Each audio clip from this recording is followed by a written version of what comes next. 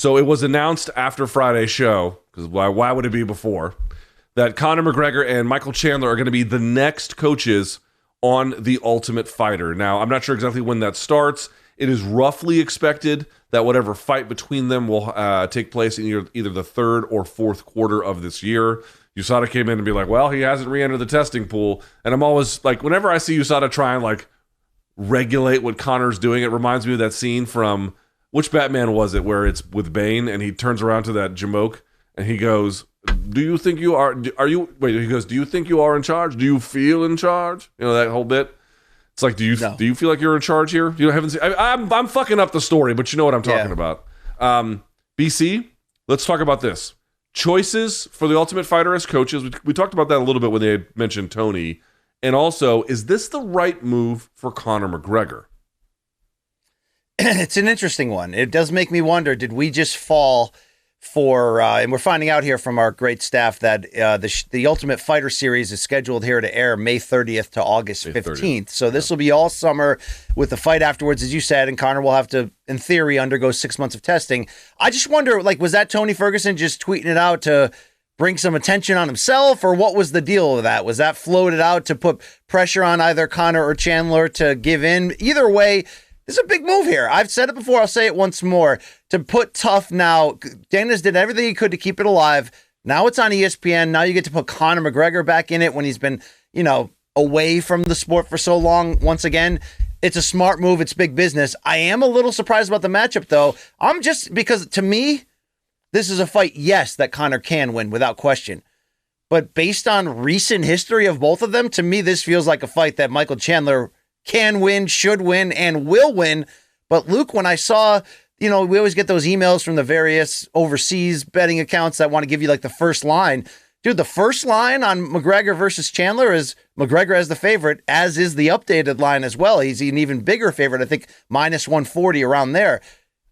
I'm very surprised by that. Now, Dana did say Saturday night afterwards, after the UFC card, that he doesn't know any details surrounding this fight, which I think is really weird when he's the boss. Anyway, Ariel Helwani did report from his sources that this will be a welterweight contest, which I guess, again, makes sense. Conor gets to call the shots on things like this.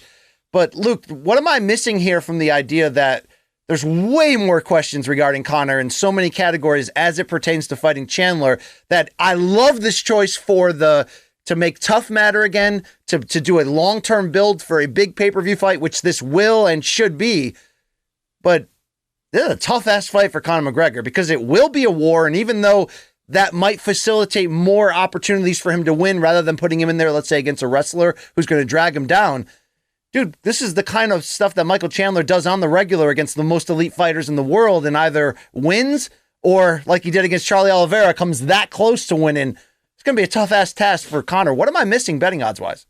Conor, if he's at all the way he once was, is a sniper and would be able to pick off Chandler, I think, at various points. But, like, Conor's also had a rock chin. But I've been the last of the Mohicans until very recently to believe that Conor can still magically create that guy back in the lab again and have that same mixture of drive with whatever's left of his athleticism and the fact that he does take long periods of time off since the Eddie Alvarez fight where it's hard to stay crisp. Michael Chandler's in the cage, like clockwork every couple months, right? And he puts on these barn burners that, to me, this is a very uphill battle for this version of Conor. But I like the boldness. I like that they're not giving him a supposed easy way out of Tony, even though you can justify it like the Cowboy comeback fight. This is going to be a big event. It's going to matter. It's going to be dramatic as shit. But they are asking a lot of Conor here, so it's put up or shut up in terms of his future. I actually like this for Conor a lot. Obviously, it does great things for the Ultimate Fighter in terms of viewership. That, to me, doesn't really matter one way or the other. But I think it gives you a window into it gives you a little bit of a window anyway into whatever kind of state Conor's in. It gets the fan base warmed up by him because he's been gone for so long, and there's been a lot of really bad headlines around him, or at least controversial ones anyway, related to both USADA as well as any alleged criminal activity outside of the cage. And it's just been a very, very strange time. And even that last fight with Poirier was strange, and his whole attitude was strange. There's just been a lot of strangeness and distance between himself and the actual game. right? This kind of gets him a soft landing into the game. It boosts the ratings of the Ultimate Fighter. It gives fans a chance to reconnect with him and anything else that goes into it. Plus, it's going to promote the fight, at least in terms of all the digital assets you can create, all the promotional material it's going to create. It does a lot for an eventual fight with Chandler. I want to point out something. Folks being like, oh, well, why would UFC 284 need to be promoted outside of the actual fight week, which of course starts today or whenever? And it's like, well, this just shows you when they actually plan. Yes, the Ultimate Fighter takes care of a lot of that on its own as the Ultimate Fighter, but it just goes to show you when the UFC wants to really promote a fight and get very much ahead of it to give it a lot of promotion in the lead time far outside of fight week, they can and they do. They can and they do. It's a great example of it. Different circumstances, obviously, because of the vehicle of reintroduction, but it won't just be that promotes the fight. There'll be a ton of other stuff far outside of fight week that does the job as well, BC. And I just want to be clear, like with the UFC, they have a very, very capable promotional machine when they want to use it. They're wisely using it here. I think it'll be good. Now, look, here's the deal. If Conor McGregor wins it, and look, it's not lost on me style-wise why Conor could be confident, or even though I don't agree with the lines, I mean, I get how you described of why Conor's in this fight and has an opportunity. If he wins it, Luke, I mean, dude, he might be fighting for the lightweight title next. That's just how that works. But the choosing of pure company man Chandler here to get this type of big opportunity, is there any element in your eyes that UFC's worried based on Conor's legal issues, based on the fact that, it's getting harder and harder to believe the idea that he can go into the phone booth and come back out as Super Mystic Mac again? Is this a slight, subtle cash out of him at the very top level? Or no? I don't think so. Cash out. No, I wouldn't they be more banking on him having like a rebound? Isn't this whole idea to rebound him?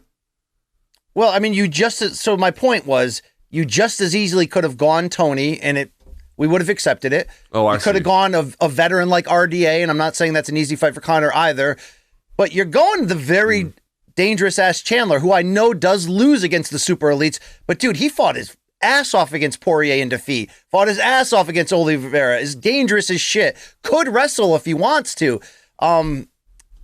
I mean, if as much as we talk about, hey, if Conor wins, anything's possible matchmaking-wise, what happens if Chandler wins this one-off at welterweight here? Yeah, no, that's a problem. That's a problem for Conor. If Chandler wins, and let's say wins spectacularly, right? Like, because his wins have been, for the most part, pretty goddamn spectacular, that would be a real problem for him. But the truth, it's like, it's risk-reward, right? Like the other side, if McGregor gets the win and gets the stoppage, and you would imagine if he wins, it would be via stoppage, then, Conor's, I mean, he launches right back to the front of the division because Chandler is a volatile opponent, but he's a credible one. He's an exciting one. And we're coming off the Ultimate Fighter. All this would do is put Conor back in a great slot. I know your point. He's tougher than Tony. Maybe Conor wanted a tougher fight, honestly. Maybe he doesn't think it's that tough. And I just want to point out one more time, if Conor's striking is even close to what it was once before, that is a big problem for a guy like Chandler who likes to blitz in and make these big sweeping motions. A guy like Conor typically has eaten those guys for breakfast. It'll be interesting to see if the old Conor different time, is still though. around. I'd be worried about Conor's gas tank if this thing goes, a round and a half of batshit craziness. But love the fight. Let's not miss out on that. Really love the two personalities and what that could mean for TUFT, a vehicle I try to avoid on the most part because it just doesn't entertain me. But I'm going to be front row for this, Luke. I'm going to be fired up. So, wow, big opportunities here. I mean, look, worst case scenario with a win for Conor, he could get a Poirier trilogy if he really want, or is it at this point? Are we talking about a fourth fight, Luke? If he really wanted it, or he could get a title shot in multiple divisions. I mean, you never know. Same thing with it's like how damaging would a knockout loss be, though? I guess it would depend in some levels of what he looked like leading up. It'd be bad. It'd be bad. Yeah. It'd be very bad. By the way, my friend RJ Clifford, who is a producer for some of the stuff that UFC does for their weigh-in show, he's a host at Sirius XM as well. He made a point on Twitter I thought was excellent. He writes, quote, Michael Chandler has gotten more out of his 2 years in UFC than most fighters get in 2 decades. A title shot, 5 pay-per-view appearances against marquee opponents, a tough coaching stint, and then the golden ticket against Conor. I mean, you want to talk about maximizing your time in the UFC. And I made this point on Twitter, and of course, Twitter is a place where reading comprehension goes to die. I've noticed that it doesn't really matter what you tweet. people decide what they think it means, even if it bears no relationship to what you actually write, and then they have issues with that. But the point I wanted to make, BC, was that you saw this a lot 10, 12 years ago, where guys who were in Sengoku, Dream, IFL, you name it. WC got bought out, but Bellator at the time, guys like Alvarez, Hector Lombard when he came over, guys who had already built up a name that were in another organization that the UFC wanted to acquire, they would often get better deals than their contemporaries who had to put together like enormous win streaks to reach a commensurate level inside of UFC. They didn't have to do all that, and they typically got better contracts in the end. Now, certainly Michael Chandler has done the most to make himself attractive to the UFC for these fights and for these opportunities. But it just sort of goes to show it is often better to be acquired by the UFC in terms of all the things that might be available to you, right? You have some leverage. They want it. They're going to bring up a little bit more of the Brinks truck to get you or other opportunities versus just being a homegrown guy who has to fight his way to the top. If Chandler had to fight his way to the top, does he get at age 34, I'm going to read you these, Hooker, Oliveira, Gaethje, Ferguson, Poirier, and then Conor McGregor? I have to tell you, I don't think he does. Well, you have to add the asterisk of, he didn't just come in with a company man, quickest way to Dana's heart mentality. He's doubled and tripled down on it. He was willing to go to Abu Dhabi on day one to serve as the backup for a title fight. He was willing to take on any big name and go out there gun. He's you could argue, Luke, he's fighting in a style that's just not always the smartest in direct correlation to his odds of winning. Yet he's willing to be that guy here for a good time, not a long time. And it's a tightrope to walk in terms of having enough of a winning record coming out of crazy fights like that to keep getting opportunities. But he's been everything Dana White could have dreamed of and then some. So it seems like a special case scenario when making a point like that, but I do get your point. Look, what's interesting? Well, hold on. The reason I make the point is because it's backed up by facts. People want to gloss over it and make it be about like all the great work Chandler has done. I'm not taking that away from him. Chandler has done great work. But if you just examine the guys who got cherry-picked from other organizations and look at their contemporaries who are already in UFC and then examine their contracts, they were almost universally, it was much better to be acquired to get to the front of the line without having to fight your way through it the whole way. And I'm just saying, yes, Chandler has more than done what he was asked of. Sure. Also coming in at age 34, the way he did, it put him at the front of the pack without having to do a lot of the other things that his contemporaries had to do. Just reminds me of 2013 when I was at ESPN and doing big stuff and first started realizing that I can't pay my rent, and somebody important told me, hey, they're never going to pay you because you came up with them. You're going to have to leave and one day come back if you ever want. And that's how business works at the end of the day. Luke, you made a comment about Twitter being Twitter is like the last place I feel like you should be, because it's got to be just constant disappointment. Because when I examine closely our friendship, Luke, and the times that I've, touched a nerve or hit the wrong button and you've, been really pissed off, the purest you ever get pissed off at me is not an inappropriate joke, not miscalculating, Colombian stereotypes. It's when I feel like you are making an argument in bad faith. You tend to lose your shit at me, even when it's not warranted. That's all you get all day on Twitter. Yeah, I know. The thing is, for me, it's like, I don't, like, any person over the course of a year is going to have, let's say, on the show like this, 1,000 opinions, and half are going to be right and half are going to be wrong. That's humanity. You can't get around it. So I accept that in the course of doing this job, you are going to say and do wrong things, and I understand that.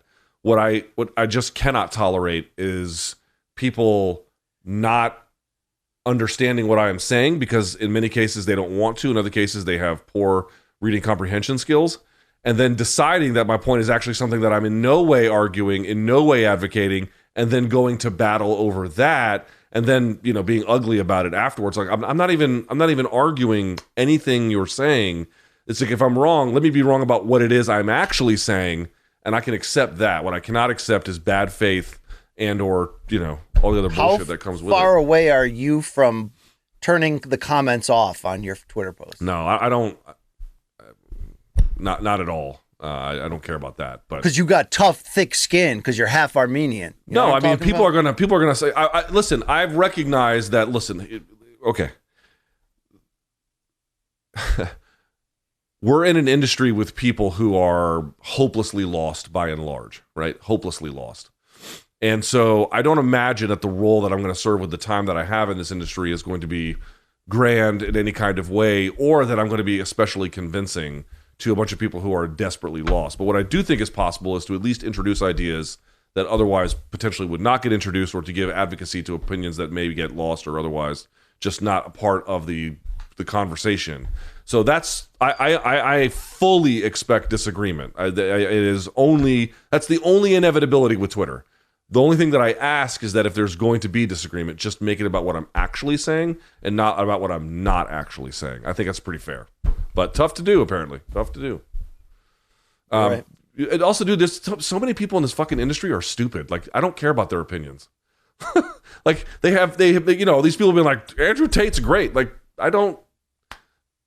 your opinion is shit. I'm not interested in convincing you. You're not very bright. So why do I care? I'd rather just put out the information to the world, and if people find it valuable, great. If they don't, that's great. Just be honest about what it is I'm saying and not. All right, BC. Sometimes people in this industry say things that make sense. Did you see on Instagram that they asked Jamal Hill a lightning round of questions, including who he thinks the best looking UFC fighter was? I did not. What did he say? He said Warrior Princess. Who's that? I mean, you know, maybe great championship minds think alike. Like, who is that? Who's the Warrior Princess? Cheyenne Vlismas. Cheyenne Vlismas. Okay. All right. Do you have your pants on? I'm just curious. I was just relaying information I learned on Instagram, Luke, which is what I do on a daily basis here as a journalist. Okay. Thank you.